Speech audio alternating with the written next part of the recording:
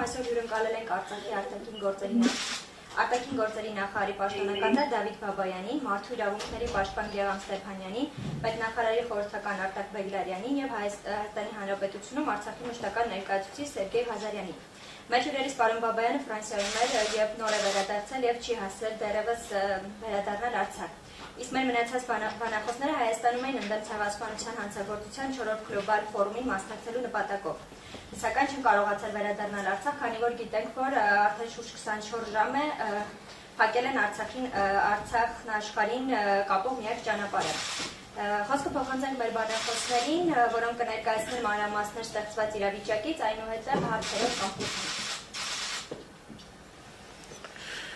Բարև ձեզ, ողջունում եմ բոլորիդ, իսկապես շատ կարևոր ենք համարում նման միջոցառումը եւ այն, որ այսպիսի զուգադիպություն է եղել գլոբալ այդ ցեղասպանությունների կանխարգելող ֆորումը փաստորեն համընկավ եւս մի ցեղասպան գործարքի կամ քաղաքականության դրսևորման հետ։ Այսինքն ճանապարհի փակումը, միակ ճանապարհի, որը Արցախը կապում է եւ Մայր Հայաստանի եւ արտաքին աշխարհի, ինչպես նաեւ Արցախի Շուշիի շրջանի, այնինչ մնացել է Շուշիի շրջանից մի քանի գյուղ մայրաքաղաք Ստեփանակերտի հետ, փաստորեն ադրբեջանական կողմը հերթական անգամ փակել է եւ կատվածահար է փորձում անել Արցախը։ Մենք իսկապես չկարողացանք վերադառնալ, որովհետեւ Ֆրանսիա պաշտոնական այցից հետո ճանապարհին արդեն Գորիսում ստիպած կանգնեցինք, մեկ օր մնացինք, քանի որ ճանապարհը փակ էր, իմ գոլեգաներն էլ, ինչպես արդեն նշվել են,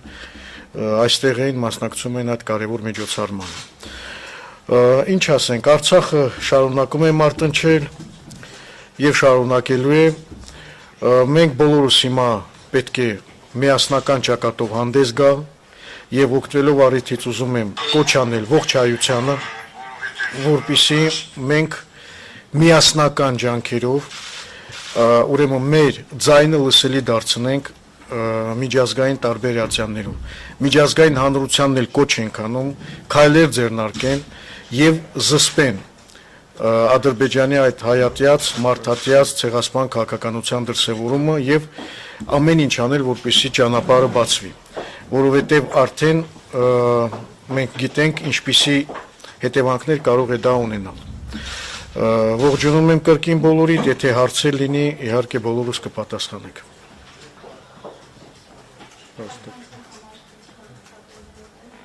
Հա, այ կներեք։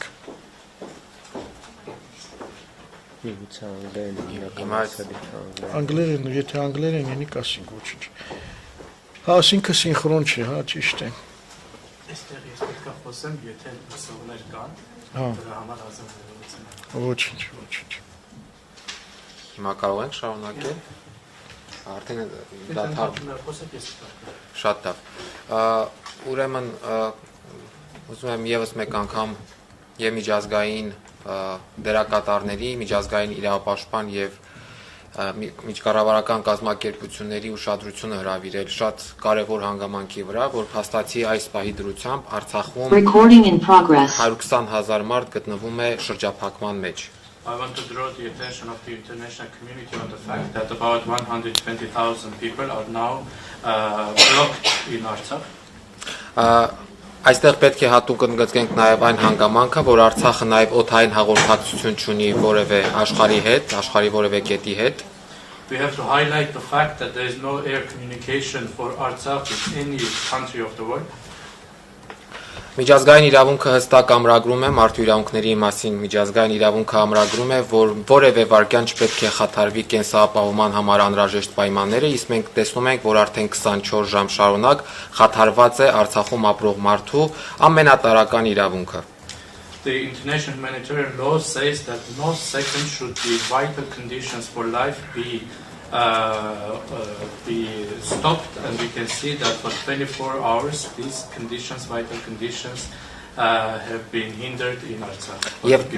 Եվ դա իրականացվում է Ադրբեջանի իշխանությունների կողմից եւ անձամբ Ադրբեջանի նախագահի ուղղորդմամբ եւ նրա հրահանգներով, որովհետեւ այն թեզերը, որ շրջանառվում են իբր բնապահպանական հարցեր եւ այլը, դրանք ամբողջությամբ կեղծ են եւ կան տեղեկատվություն, որ այդ ճանապարհը փակողները հիմնականում ադրբեջանական իշխանությունների կողմից ուղղորդողներն են, այդ թվում նաեւ հատուկ ծառայությունների ներկայացուցիչներ։ And this is done by the Azerbaijani authorities, by the Azerbaijani president's instructions, and the environmental pretext is completely fake.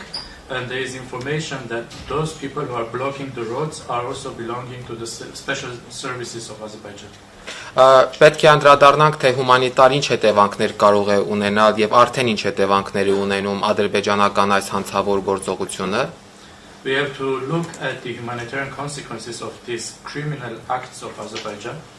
Նախ եւ առաջ այս պահի դրությամբ արդեն 24 եւ ավելի ժամ ավելի դադարեցված է սննդամթերքի, էներգակիրների, դեղորայքի եւ այլ անհրաժեշտ պարագաների մատակարարումը ամբողջ Արցախի տարածքում։ At this moment, for 24 hours already, no food, no energy, no medical supplies are possible to reach the entire territory of Artsakh.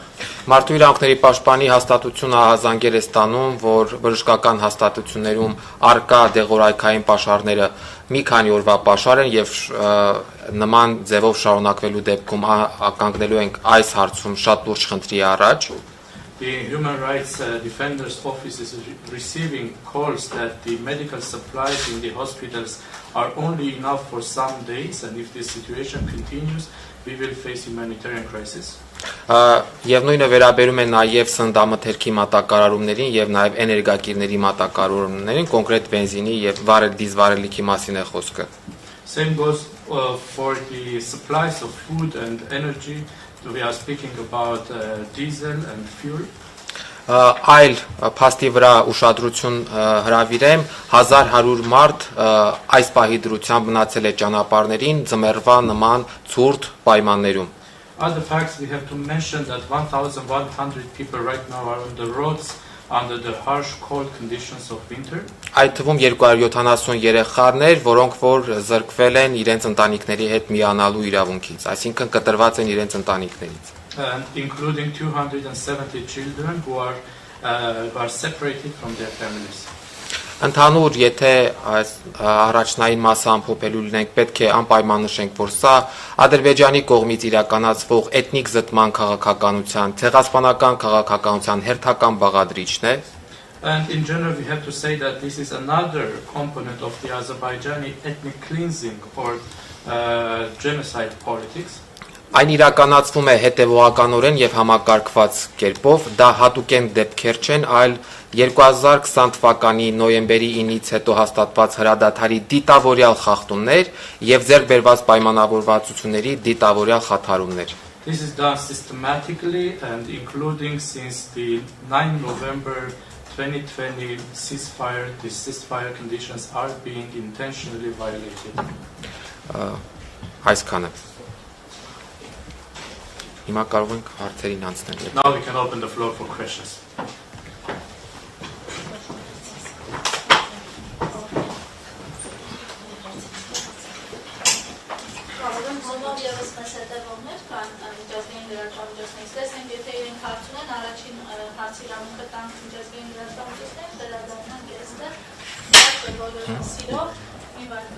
If any of our international colleagues on Zoom would have any questions, we would first give the questions to the international media that is following us on Zoom, please.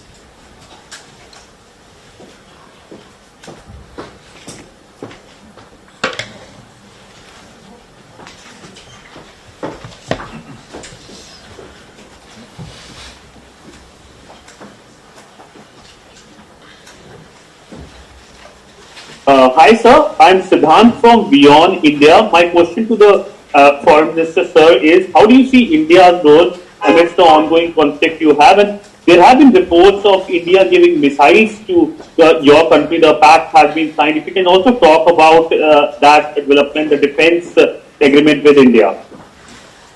Երկու խոսքով թարգմանեմ, ինչքանով լսելի էր, ես ներկայացնում եմ Beyond India լրատվականը եւ հարցը վերաբերում է նրան, թե ինչպես կարող է Հնդկաստանի հետ համաձայնությունները ազդել իրավիճակի հանդեպ երկրի վրա։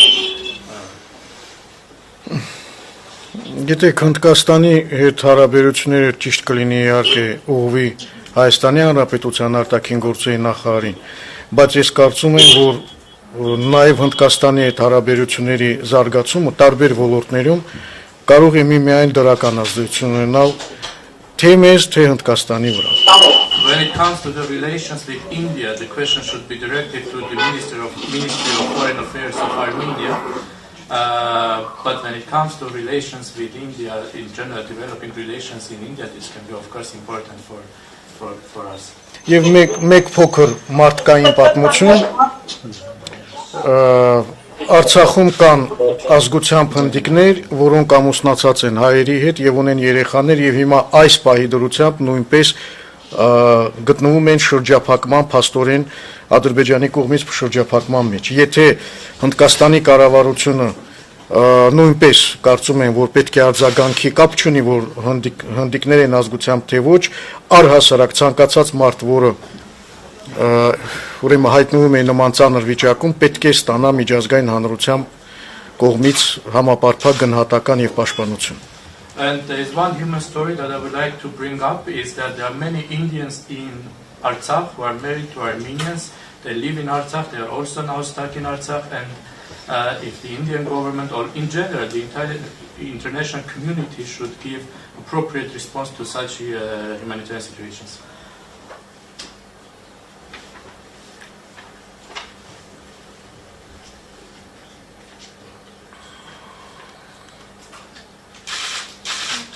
Okay, it seems like I'm the next one to be up. My name is Rasmus Kahnbäck. I'm a Swedish journalist. Yes, so I was, is it fine that I'm asking the question now? Yeah, okay. So I want to ask you about the EU observation mission in Armenia, which is there until the 19th of December. And yesterday, Joseph Borrell, he said that it will not be extended. What kind of impact does can EU make at the situation right now? How can you? What kind of communications do you have with the EU at the moment? Ես կցանկանայի հարցնել Եվրամիության դիտորդական առաքելության մասին Հայաստանում, որը կտևի մինչև դեկտեմբերի 19-ը եւ երեք ասացին, որ դա չի երկարաձգվի։ Ես ուզում եի հարցնել, թե ինչպիսին կարող է լինել Եվրամիության ազդեցությունը իրավիճակի համար եւ ինչպես եք տեսնում Եվրամիության դերը։ Մենք ակնկալում ենք, որ Եվրամիությունը համապատասխան գնահատական կտա Ադրբեջանի քայլերին։ We expect that EU will give respective and appropriate assessment to the actions of Azerbaijan. Որովհետև տեղի է ունենում իսկապես մարդասիրական աղետ, ցեղասպան քաղաքականության դրսևորում։ What is happening is in fact a humanitarian catastrophe. It's an expression of Azerbaijan's genocidal policy. Եվ մենք արդեն իսկ ուղարկել ենք մի շարք պաշտոնական նամակներ Եվրոպայի տարբեր կառույցներին։ And we have already sent a number of official letters to different structures of Europe.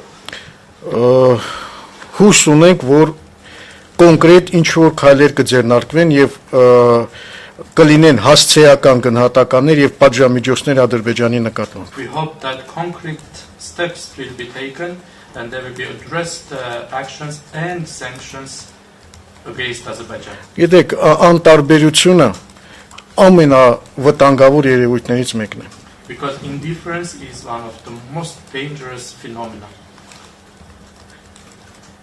Եթե թույլ տաք, ես էլ նույն հարցին պատասխանեմ, Եվրամիությունից ակնկալիքներից ես նաև որպես մարդու իրավունքների պաշտպան արձագանքեմ, որ Եվրոպական միությունը արժեքների եւ մարդու իրավունքների վրա հիմնված կառույց է եւ աշխարհում տարածում է մարդու իրավունքների պաշտպանություն, բայց ցավալիորեն տեսնում ենք, որ միջև այս պահը որևէ առարկայական շոշափելի արձագանքի չի արժանացրել Ադրբեջանի այս հանցավոր գործողությունը։ If I may, I would also like to reply to this question about EU's role as the human rights defender. I would like to say that although EU is based on values, on human rights values, until now, unfortunately, there is no tangible, specific response coming from EU on these criminal acts of Azerbaijan. Իհարկե աշխարհաքաղաքական շահերը կամ տնտեսական շահերը կարծես թե վերջին ժամանակահատվածում միշտ էլ ստվերի տակ են թողնում մարդու իրավունքների օրակարգը եւ առհասարակ աշխարհում մարդու իրավունքների պաշտպանությունը. Of course, we see that geopolitical interests and economic interests are shadowing human rights values, human rights priorities. Բայց դա այդպես չպետք է լինի կոնկրետ Եվրոպական միության պարագայում, որովհետև մի կառույց կազմակերպություն, որ աշխարհի բոլոր կետերում տարածում է մարդու իրավունքների օրակարգ, առաջին հերթին ինքը իրենից պետք է սկսի եւ հստակ կանգնի այդ իրավունքների պաշտպանության դիրքերում. But this shouldn't be the case for EU because it's a structure that is promoting human rights all over the world, but it should start with itself and it should start with itself when it comes to the human rights agenda. Եվ ես կարծում եմ, որ Եվրոպական միությունը պետք է պատժամիջոցներ կիրառի Ադրբեջանի նկատմամբ, այս պահի դրությամբ Արցախում 120,000 մարդու իրավունքները ամենախիստ ու կոպիտ կերպով ոտնահարելու համար. And I believe that EU should impose sanctions on Azerbaijan for harshly violating the human rights of 120,000 people that are now in Artsakh right now.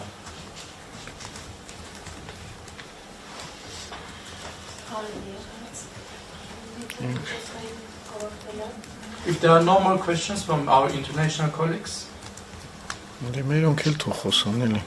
can pass the floor to the Armenian media. Hello. Yes. Hello. Yes. I don't know if you see me. Yeah. Okay. So I'm Paul Véronique, a French journalist for L'Express. I have two questions. So the first one is, do you fear that this blockade of the Lachin corridor will lead to a blockade of will lead to a total blockade of the Astract by Azerbaijan? And second question, do you fear that this is a prelude to further large-scale actions by Azerbaijan? Ես ունեմ երկու հարց, Ֆրանսիայից է հարցը ուղղվում. Դուք կարծում եք, որ Լաչինի արգելափակումը կարող է վերածվել ամբողջ Արցախի բլոկադայի եւ դուք կարծում եք կամ կա մտավախություն, որ սա կարող է ավելի լայնածավալ գործողությունների սկիզբ լինել? Արդեն իսկ ավելի քան 1 օր է Արցախը լրիվությամբ, այո, 29 ժամ լրիվ գտնվում է շրջափակման մեջ. Արդեն իսկ սկսվել է այդ տոտալ շրջափակումը, սա փաստ է. It's a fact that it is already a total blockade of Artsakh for 24 hours. 29 already. Փաստորեն դա սկսվել է. So it has already started. Ինչ վերաբերում է կլինի դա նախաբան ավելի այսպես լայնածավալ գործողությունների համար, As for whether or not this will be a pretext for larger scale activities, ապա ինչ որ կերպ դա կախված է նաև միջազգային հանրության, ուրեմն համապատասխան արձագանքից. In some ways it also depends on the reaction, on the response of the international community.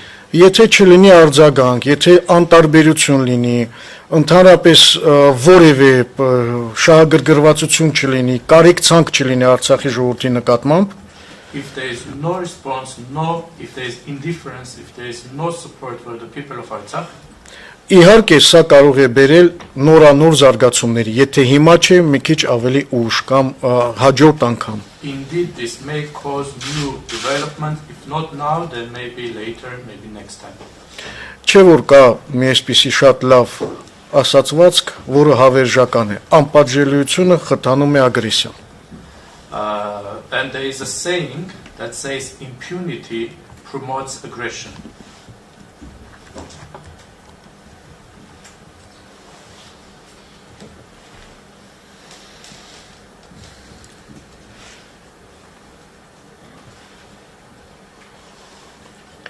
Խնդրեմ երեխեք, մերոնց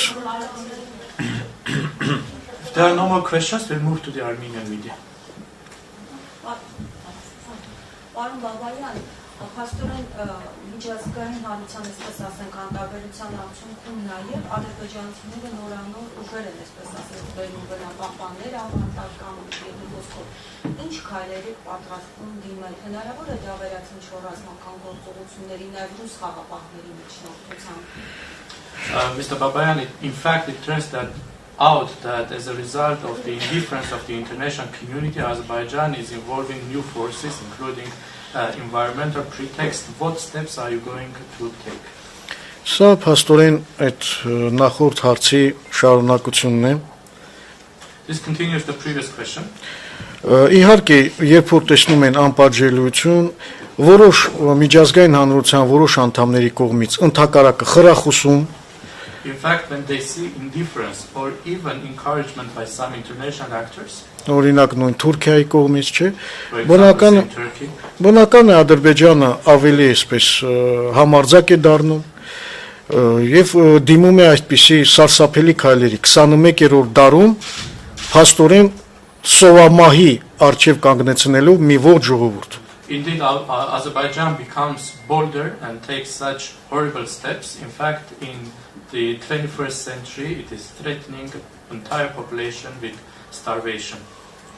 Հետևաբար կախված է ինչ որտեղ նաև միջազգային հանրության համապատասխան այսպես արձագանքից եւ եթե լինի շատ կոշտ արձագանք աշխարհով մեկ կարծում եմ դա իր ազդեցությունը կունենա չեմ ասում որ 100% միայն դա կազդի բայց կունենա որոշակի ազդեցություն So it also depends on the reaction of the international community. If there's strong reaction, then maybe not 100%, but there will still be its influence, its results.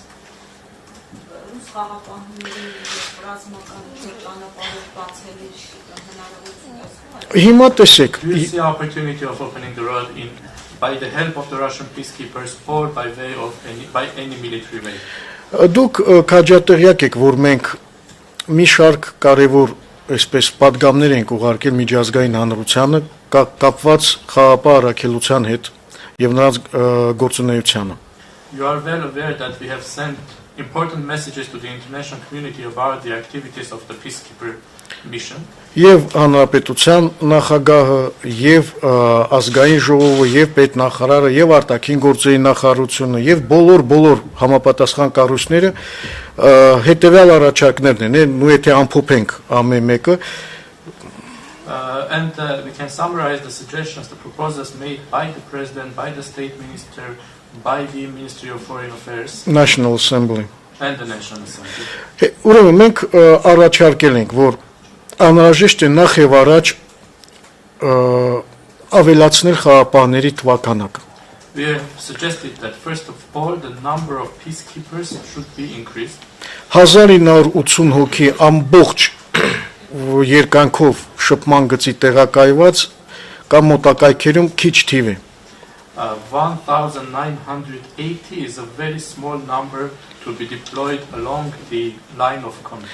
Այս ադրբեջանական այսպես կոչված թաթերական ներխուժման դեմ կանգնած էին ընդամենը 1-2-3 խաղապահ ուրեմն զինվոր։ And when this staged invasion of Azerbaijan took place, only 1, 2 or 3 peacekeeper soldiers were there standing. Երկրորդը մենք առաջարկել ենք, որպեսզի ռուս խաղապահները ստանան միջազգային մանդատ։ Secondly, we have proposed that the Russian peacekeepers receive international mandate. Որովհետև հենց ՄԱԿ-ի անվտանգության խորհրդի կողմից ցանկալի էր։ It would have been desired for the mandate to come from the UN Security Council.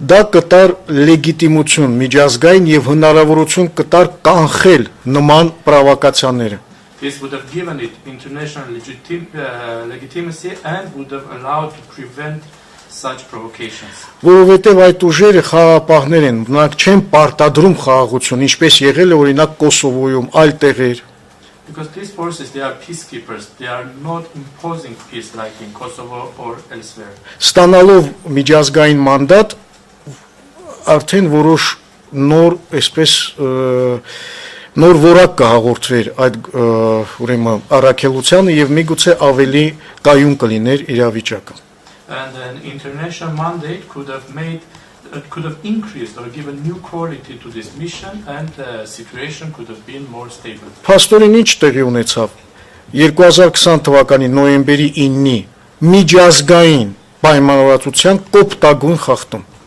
So what we see is a violation of an international agreement from 9 November 2020.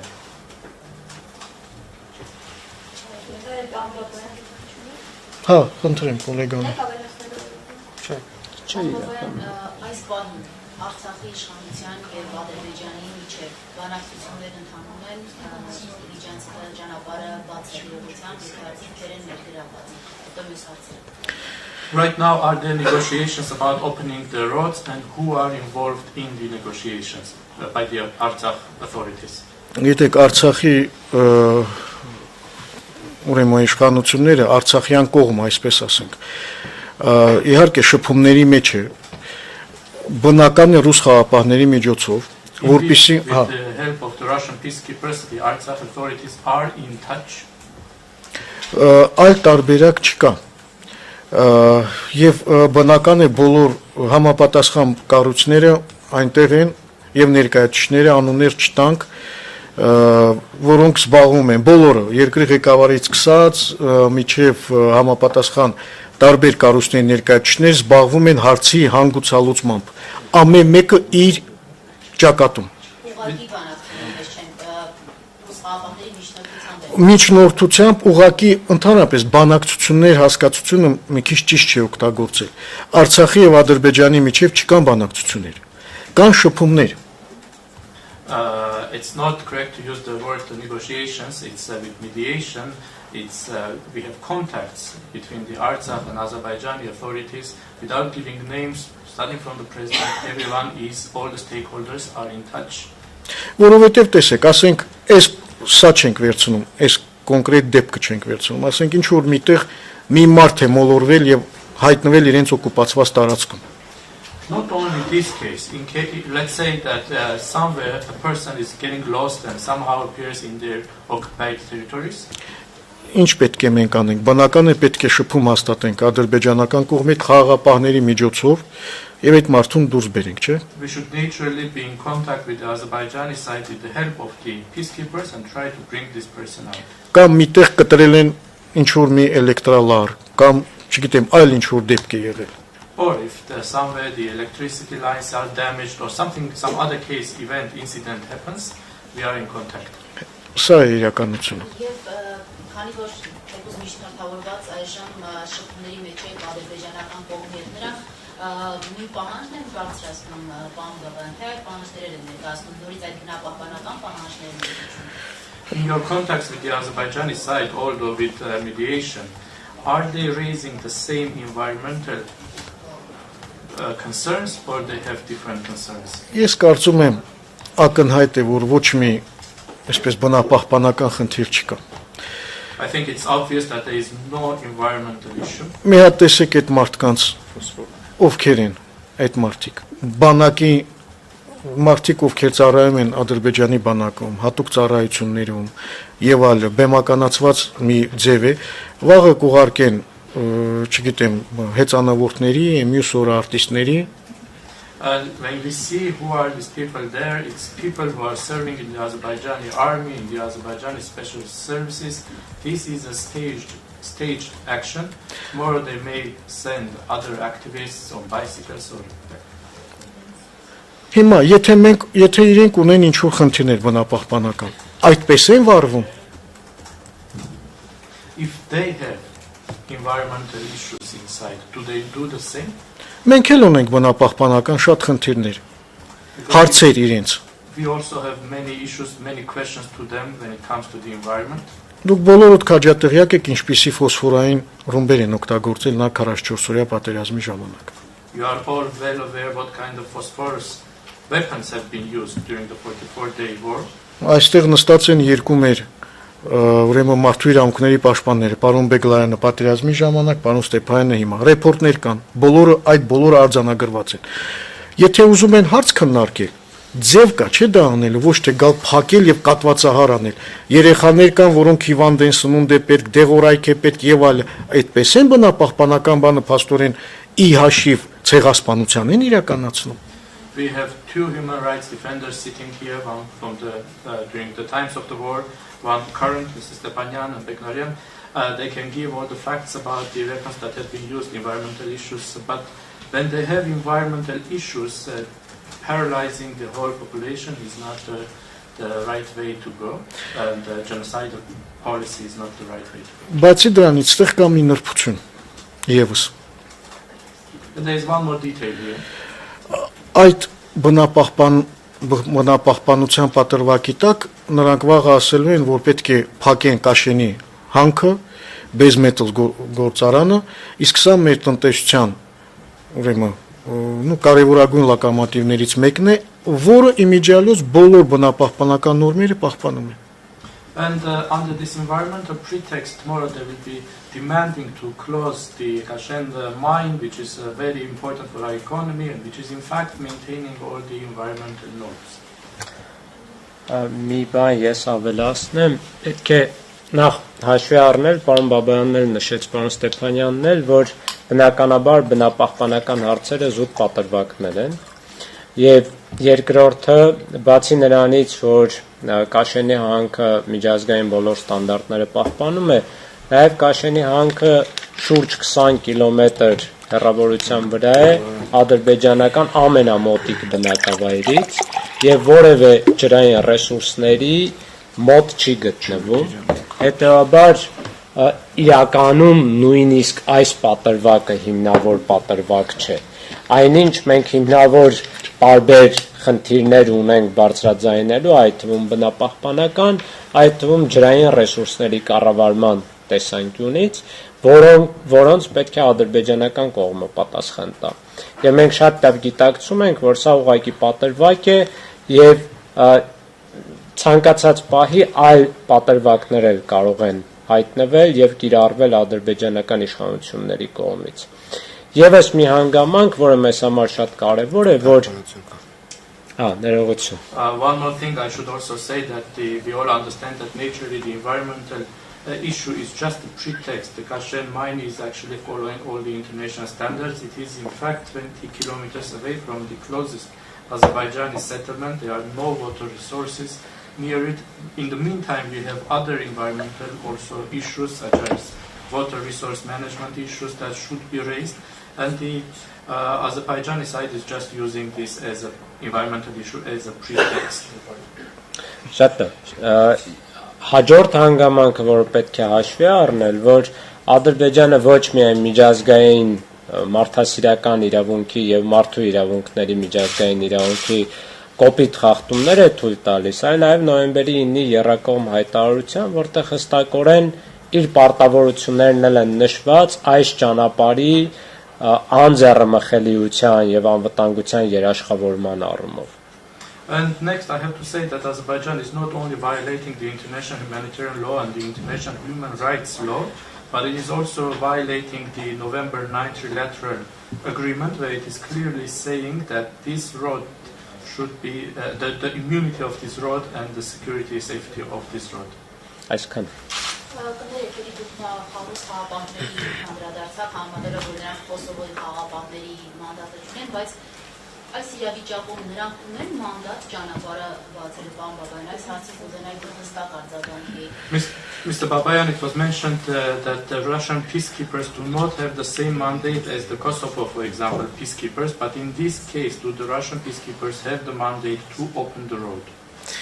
Գիտեք, Ռուզանա ջան, նախ եւ առաջ մենք պետք է մի բան հասկանանք, որ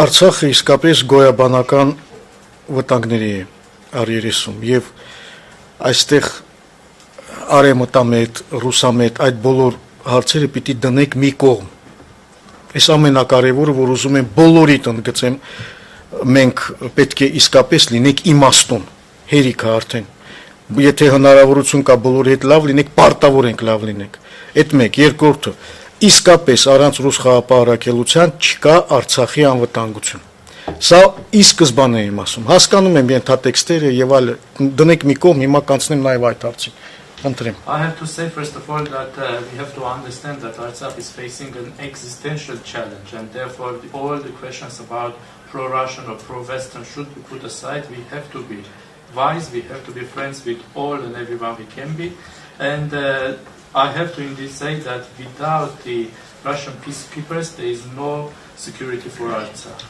Հիմա անցնենք կոնկրետ այդ խնդրին։ Now speaking specifically about this issue. Ես արդեն նշեցի, որ ռուս խաղապահները խաղապահներ են, դա նույն մանդատը չունի, ինչպես ունեցել է Կոսովոյում, Բոսնիայում եւ այլն։ Այսինքն պատժիչ միջոցներ, պատժիչ այդ բաղադրիչը չունի։ I already mentioned that Russian peacekeepers are peacekeepers. They do not have the same mandate as the peacekeepers in Kosovo. They do not have the punitive component. Հիմա կանգնած է 2-3 խաղապահ, որոնց արկայությունը այնտեղ արդեն իսկ կայունության մի գրավական է։ There are 2 or 3 peacekeepers standing there, and their presence there is already some guarantee of stability.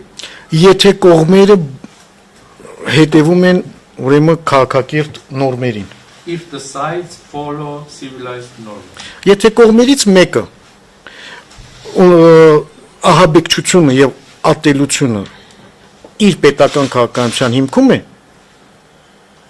if one of the sides has terror and hatred in the basis of its state policy, նույն խաղապահները հայտնվում են ծանր վիճակում։ the same peacekeepers appear in very difficult situations. Այդ ճանապարհը անցնում է Ադրբեջանի օկուպացված տարածքով լրիվությամբ։ This road is completely going through the occupied territories by the Azerbaijanis. Կան ռուս խաղապահներ մի քանի հոգի։ And there are a few Russian peacekeepers. Հիմա գալիս է մի ամբողջ կանանցով, երեխաներով, չգիտեմ, զարդարված եւ ներխուժում են այդ տարածքը։ Then a crowd comes, women, children, like diverse crowd comes and invades this territory. Հիմա դուք եք խաղապահների տեղը ինչ եք անելու։ What would you have done if you were in the place of the peacekeepers? Դրա համար ենք մենք ասում, մանդատը պետք է երկարաձգվի, քանակը շատանա եւ ստանան միջազգային հանրության կողմից համապատասխան լիազորություններ։ That is why we are saying that the mandate should be extended. They have to receive an international mandate. Mandate, yes.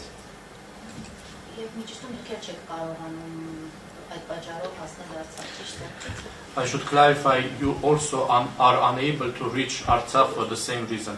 Ուրեմն ես գիտեք, որ իրենց ցուցակներում են որպես միջազգային ահաբեկիչ։ You know that I'm in their lists as an international terrorist.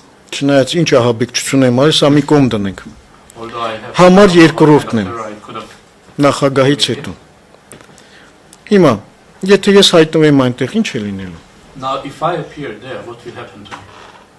Իմ մասին չի խոսքը։ Վաղը այնտեղից մի հատ երեխա վերցրին, գողացան հասարակ մի մարդու, հասարակ քաղաքացու, ինչպես որ անում էին տասնյակ կամ հարյուրավոր անգամ։ And not only myself, what will happen if tomorrow they kidnap, they steal a child, a normal citizen from there?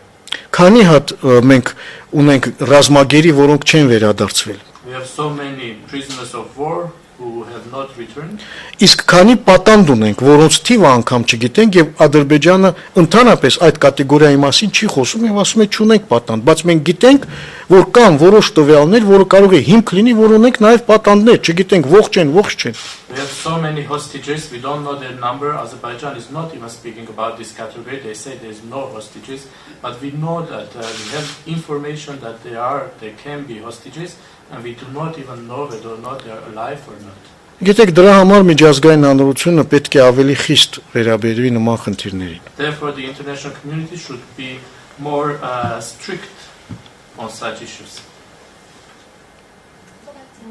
Պարոն Բաբայան, այսինքն ձեր խոսքից ստացվում է, որ ռուս խաղաղապահները, թե ադրբեջանական կողմը դիմում է այսպիսի գործողությունների մանդատ չունեն ուժի գործադրման հարցերը կարգավորելու եւ օրինակ հիմա հենց մի ուժի գործադրման պետության ստեղծել։ So, if I understand right, you are saying that the Russian peacekeepers there do not have the mandate to exercise force to open the road. ուժի կիրառման լիազորություններ չունեն։ They do not have authorization for Որովհետև they do not have authorization for exercising force. Որովհետև դա կարող է, եթե համաձայնեցված չէ, նախորոք միջազգային մանդատ չկա, երկկողմ բաներ չկան, պայմանավորվածություններ, Because if it's not pre-agreed, if there is no international mandate, it is not bilaterally agreed, դա կարող է բերել ավելի մեծ հարցերի։ Դրա համար կարգավորվում է ամենաբարձր մակարդակով, պետական երկրի ղեկավարների մակարդակով, այս թվում է թե փոքր հարց։ if there's something happens, it can cause greater issues. That is why it is being regulated at the highest level, at the level of heads of states, including these small issues. Չնայած որ փոքր կարող է լինել մեկ ուրիշի համար, մեզ համար սա կյանքի եւ մահվան հարց է։ Although it can seem small for someone else, for us it's a matter of life and death.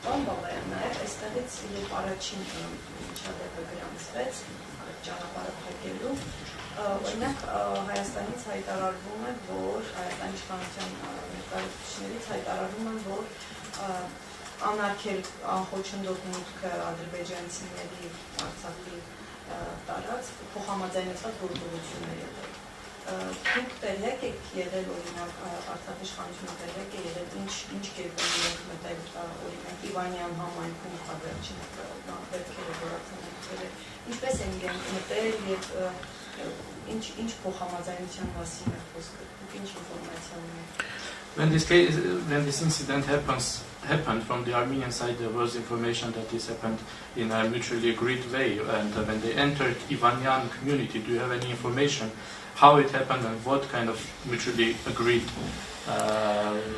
way they are speaking about? Դուք գիտեք, որ առաջի այդ միջադեպը որ եղավ, նույնպիսի փաստորեն ահաբեկչական գործողություն էր Ադրբեջանի կողմից։ You know that the first such incident was also a terror act by the Azerbaijanis. Եվ որպիսի իրավիճակը հանգուցալուծվի, եկել են որոշ պայմանավորությունների, որ տեղում տեսեք, որ ամեն ինչ նորմալ է։ Դրա համար ուրիշ ոչ մի այլ խնդիր չկա, բայց չէ որ կարելի է դա անել առանց նման ահաբեկչության։ And to settle the matter, it was agreed that they can come on the spot, see that there is no issues, but this could have been done without terrorism. Եթե ուզում են հարց ունեն, խնդրեմ, մենք էլ ունենք հարցեր։ Դրա համար կա քաղաքակիրթ ձև։ Մենք երբեք չենք խուսափել որևէ երկխոսությունից, բանակցությունից։ Իհարկե դա չի նշանակում, որ մենք ենթակա ենք Ադրբեջանի կամ խոսելու ենք այդ ենթակայության մասին, չէ, ընթացիկ հարցեր կա, որը անհնարին է պարզապես խուսափել քննարկումներից։ And if there are questions, we also have questions. They can be discussed in civilized ways. We never rejected dialogue, negotiations. There are current issues that can be discussed, but this doesn't mean that we are subjects of Azerbaijan or should speak as subjects of Azerbaijan. No, we should speak as equal subjects. Yes. Equal actors, equal entities. Այո։ Պարոն Բաբայան, իսկ չեք կարծում, որ Ադրբեջանը շրջափակման մեջ պահելով Արցախը փորձում է զիջումներ կողմել Հայաստանից։ Mr. Babayan, don't you think by blockading Artsakh, Azerbaijan might be trying to get consensus from compromises from Armenia? Գիտեք ոնց է, չի բացառվում, բայց այս նման ձևը փաստորեն միջազգային իրավունքի կոպտագույն խախտում է։ It can't be excluded, but such a way is a gross violation of international law. Նախ եւ առաջ հայ-ադրբեջանական հարաբերությունների կարգավորումը չնայած ինչ որ կապված է, փոխկապակցված է Ադրբեջան-Ղարաբաղյան հակամարտության կարգավորումից, բայց հայելային չէ, էլի դա սրանք երկու այլ հարթությունում են գտնվում։ First of all, Armenia-Azerbaijan relations or regulation of these relations is not mirror with the Artsakh issue. This is completely different platforms. Հետևաբար այսպիսի ճնշումներով կորզել ինչ որ այլ բաներ, դա ինքնին միջազգային իրավունքի խախտում է։ Therefore, to get something by such pressures is already violation of the international law. Եվ երկրորդը այսպիսի գործողությունները միջազգային մարդասիրական իրավունքի գարշելի խախտումներ են։ Secondly, such actions are horrible violations of the international humanitarian law. Պարոն Ստեփանյան, դուք նշեցիք, որ Արցախը Հայաստանի հետ ցուցային կապ չունի, բայց մենք Արցախում ունենք օդանավակայան եւ ինչ է կապում արդյոք հնարավոր կլինի խիստ անհրաժեշտության դեպքում որ խաղապահների միջնորդությամբ օդային կապ ունենալ Հայաստանի հետ։ Mr. Stepanyan, you said that Artsakh does not have air communication with Armenia, but we have an airport in Artsakh, and if necessary, would it be possible with the help of the Russian peacekeepers to ensure air communication? Ես հարցին այս տեսանկյունից կմոտենայի, ոչ թե հնարավոր կլինի, այլ պարտադիր պետք է լինի։ I will say not only it should be possible, but it should be mandatory. Որովհետև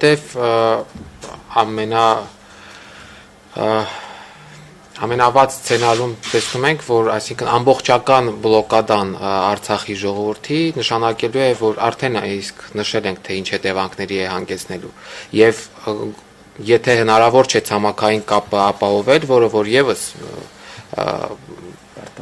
պարտադիր է, ժամանակավոր լուծումներ նաև օդային ճանապարհը օգտագործելու պարտադիր պետք է կիրառվեն։ Because in the worst case scenario, which is total blockade of Artsakh, we already mentioned what could be the consequences, and if it is not possible to have land communication, which is mandatory, but if it is not for the time being possible, temporarily it should be possible to use air communication.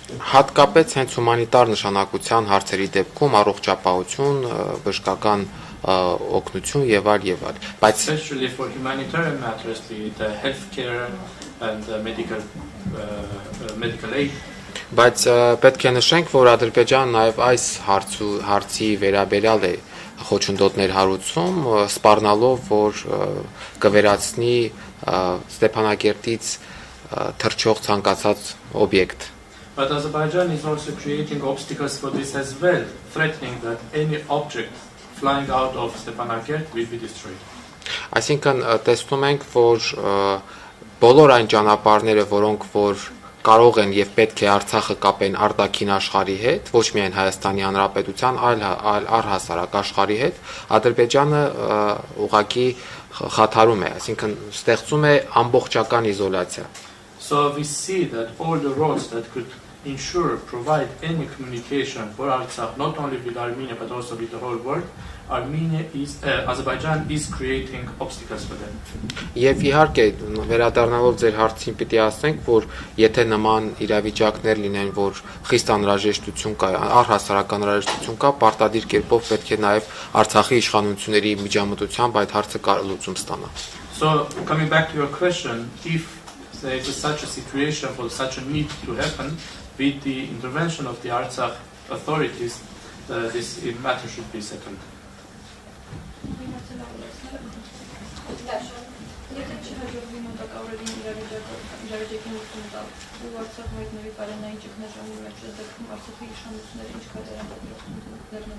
If not possible to settle the matter within the coming times, and Artsakh faces a food security issue, food crisis, what are going to be the steps?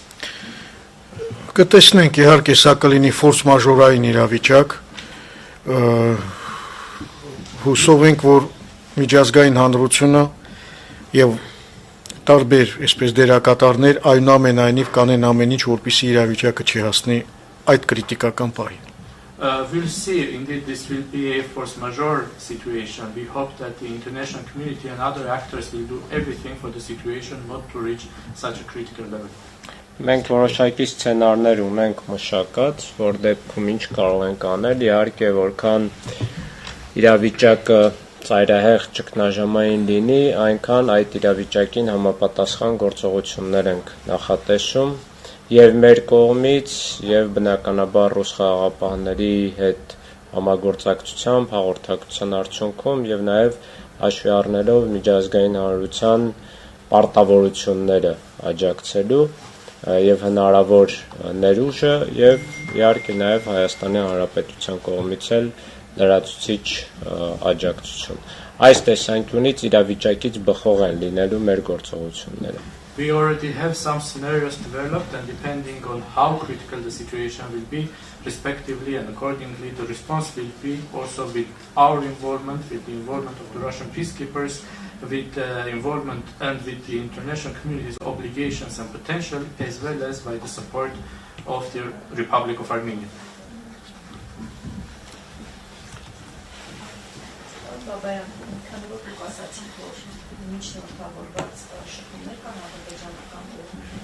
Ուզեի հստակեցնել մի քիչ ավելի այսպես մանրամասն այս պահին ինչ են իրենք առաջարկում, ինչ են ցույց տալիս դաշինքները, հնարավոր է արդյունքի հասնել եւ ինչ են կոնկրետ առաջարկում այդ հանքերը չշահագործել, թե ինչ պայմաններ են դնում, կա օրինակ պայման միջանցքը բացել, ինչ որ պայմաններ ներկայացնում են։ Գիտեք, մենք Mr. Babayani, you mentioned that there is contacts with the Azerbaijani side with the help of mediators, and right now what is concretely being discussed? What do they concretely want? Are there any conditions? Is there a condition for opening a corridor? What do they want? Մենք այստեղ պետք է շատ հստակ պատկերացնենք դերակատարներին։ Here we should be very clear about the actors. Այդ ամբողջը, որը փակել է ճանապարհը, the crowd that has blocked the road. Նա միայն գործիք է։ It is only a tool. Նրա հետ ինչ պետք է մենք քննարկենք։ So what are we going to discuss with them? Դրա համար պետք է քննարկվեն եւ այդ գործընթացը ընթանում է, դուք տեսել եք, որ Ռուսաստանի նախագահն է հերախոսազրույց ունեցել Ադրբեջանի նախագահի հետ, որ ընթանում են այլ հողվակներով, այսպես լուրջ աշխատանք, չի երևաց հող աշխատանք։ Therefore, a process is going in different channels. Work is being done. Some work is not being visible. You are already aware that the Russian president has had a telephone conversation with the Azerbaijani president. Իսկ այդ մարդիկ, ովքեր այնտեղ կանգնած են, հրաման են կատարում։ And the people who are standing on those roads, they are just following orders. Պարոն Բաբայան, խոսքը այսքան որ ասացիք շփումների մեջ եք ադրբեջանական կողմի հետ, նկատի ունեիք իրենց, թե նկատի ունեիք ադրբեջանական իշխանությունների հետ։ Բնական է համապատասխան, այսպես ներկայացուցիչների հետ։ Նաև իրենց հետ ինչ որ կերպ, այսպես խաղաղապահները տեսնում են, գոնե ուզում են կարգավորեն, սրանք անընդհատ ուզում են ել ավելի առաջ գնան, բան, սա արդեն տեխնիկական խնդիրներ է, բայց այդ մարդիկ իրենք օբյեկտներ են, իրենք սուբյեկտ չեն։ Ոչ մի բան, գորգորում են, սա մեր հողն է։ Նու հաշվի առնելով, որ միջև հիմա այնտեղ են այդ գործիքները, պարզ է, որ դերևս որևէ բան չկա։ Understanding that these people are still there, we can understand that there is not yet any tangible results, but we are in touch with everybody.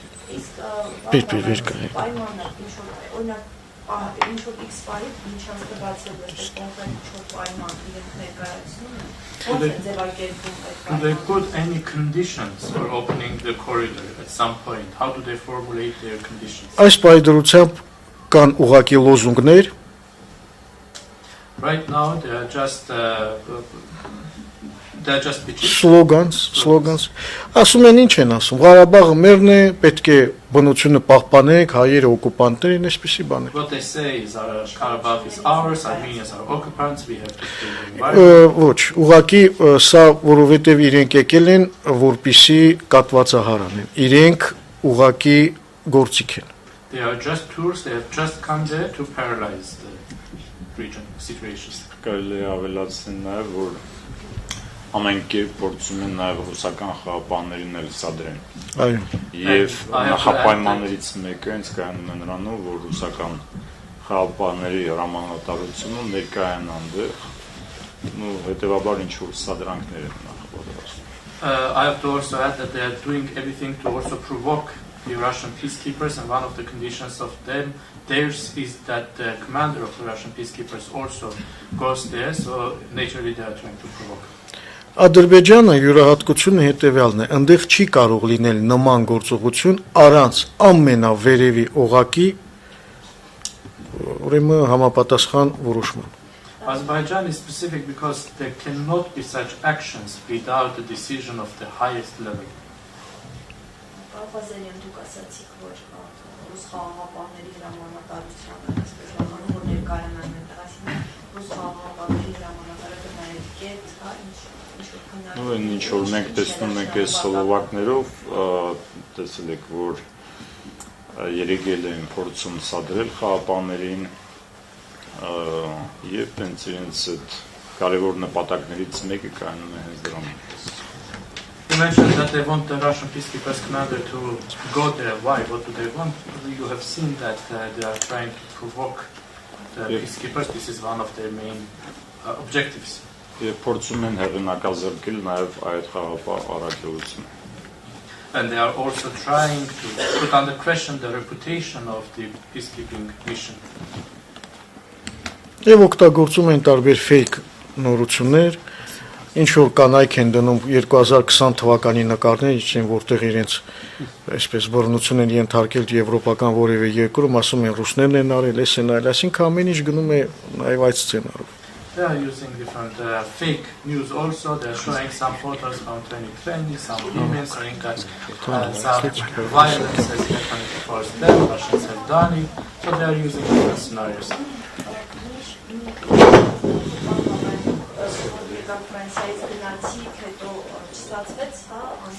Ուրեմն մենք եկանք Կիրակի երեկոյան։ We came from France on Sunday evening. Մեկ օր մնացինք այստեղ, առավոտյան ճանապարհվեցինք Ստեփանակերտ։ We stayed here one day. In the morning we traveled to Եվ արդեն ճանապարհին իմացանք, որ փակված է ճանապարհը։ And on the road we found out that the roads are blocked. Բնական է, կապի մեջ էինք համապատասխան կառույցների հետ, եկանք եւ Գորիսում ստիպված մնացինք։ We were in touch with respective structures, and when we arrived in Goris, we had to stay in Goris. Այն հույսով, որ կարող է բացվել եւ մենք նույնիսկ կես գիշերին անցնենք գնանք, բայց չբացվեց դրա համար։ With the hope that the road would be opened, and even at midnight we would be able to cross, but it was not opened.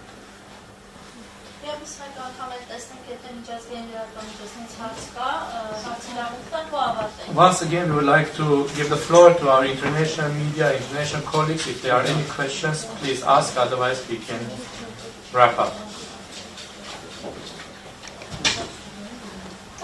Yes, I had actually one more question. I missed a little bit before because of technical issues, but we were talking about humanitarian need, how you can maybe move it with airplanes and so on. But if there's an escalation and there would be a war, how is there a plan for evacuation of civilians from Artsakh?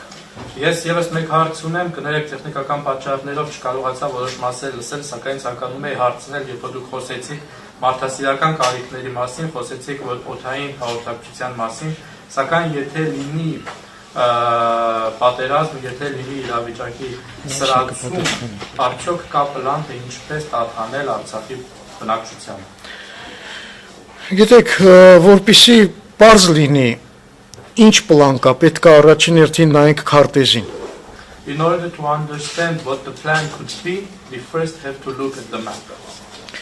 Ուրեմն Արցախը այս պայդրությամբ լրիվ շրջափակման մեջ է։ Right now, Artsakh is totally blocked. Նույնիսկ չկա ուրեմն օդային կապ։ Not even air communication. Որովհետև ադրբեջանցիները խփելու են մեր եւ ոչնչացնելու են օդանավերը։ Because Azerbaijanis will destroy any flying object. Եվ միակ ճանապարհը, որ կապում է Արցախը արտաքին աշխարհի հետ եւ Մայր Հայաստանի հետ, դա այդ 5 կիլոմետրանոց ուրեմն միջանցքն է եւ այդ նեղ ճանապարհը։ And the only road that connects Artsakh with Armenia and with the world is the 5-kilometer long corridor, which is a narrow road. Հիմա այդ ճանապարհն էլ է կապված։ Փակված։ And now this road is also closed. Լավ, ո՞նց տարհանենք։ Որտեղ տարհանենք։ How and where are we going to evacuate people? Դրա համար եթե Արցախում տեղի ունենա ցեղասպանություն, Therefore, if genocide happens in Artsakh, դա լինելու է մի սարսափելի, ուրեմն ինչ ասեմ, հանցագործություն, որին մասնակից է փաստորեն դառնալու, եթե միջազգային հանրությունը համապատասխան քայլեր չձեռնարկի, նաև այդ միջազգային հանրությունը խառանի պես դաջվելու է միջազգային հանրության վրա։ This will be a horrible, horrible crime to which an accomplice will also become the international community if they remain indifferent. This will be stamped on the international community.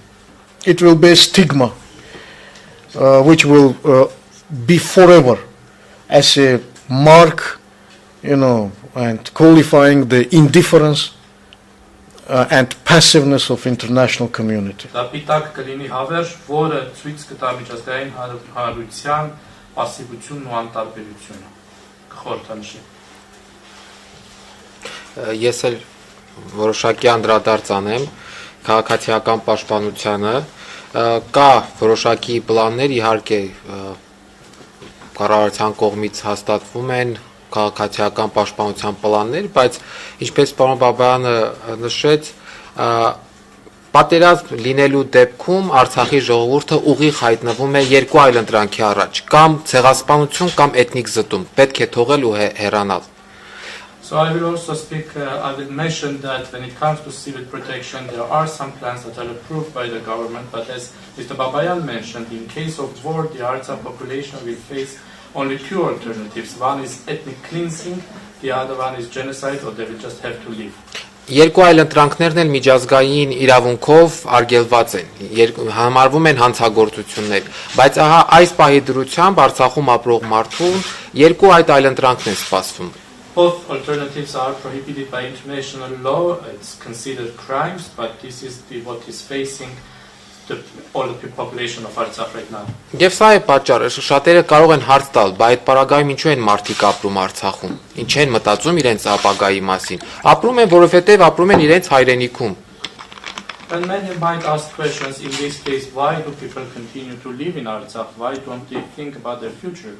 And the answer is that they live there because they are living in their homeland. Որովհետև նրանք ունեն այդ իրավունքը, նրանք իրենց այդ հայրենիքում ապրելու իրավունքը ձեռք են բերել դարերով այդ հողի նկատմամբ իրենց կապվածությամբ։ They have this right, they have earned this right to live in their homeland, being for centuries tied to their lands. Եվ հենց այստեղ է առաջանում միջազգային հանրության պատասխանատվությունը պաշտպանելու Արցախի ժողովրդին ցեղասպանությունից եւ էթնիկ զտումներից։ And here comes the responsibility of the international community to protect the people of Artsakh from genocide and ethnic cleansing. Եվ ես ձեզ այս հարցի համար շատ շնորհակալ եմ, ես կուզենայի, որ դուք այս հարցը տաք նաև եվրոպական պաշտոնյաներին եւ այլ միջազգային դերակատարներին։ And I would like to thank you for this question very much, and I would have liked you to ask also this question to the European and other international officials. Թե ինչ կարող է լինել, ինչպես է լինելու Արցախի ժողովրդի ճակատագիրը, եթե Ադրբեջանը հերթական անգամ դիմի ագրեսիայի։ Ask the question what can be or how will be the future of the people of Artsakh if Azerbaijan goes for another aggression. Գուցե այդ ժամանակ տրամաբանությունը կգերակայի եւ միջազգային հանրությունը վերջապես պատշաճ արձագանքի կարժանացնի։ Maybe in this case logic will win and finally the international community will respond appropriately. Շնորհակալություն. Thank you very much. Շնորհակալություն. Thank you very much.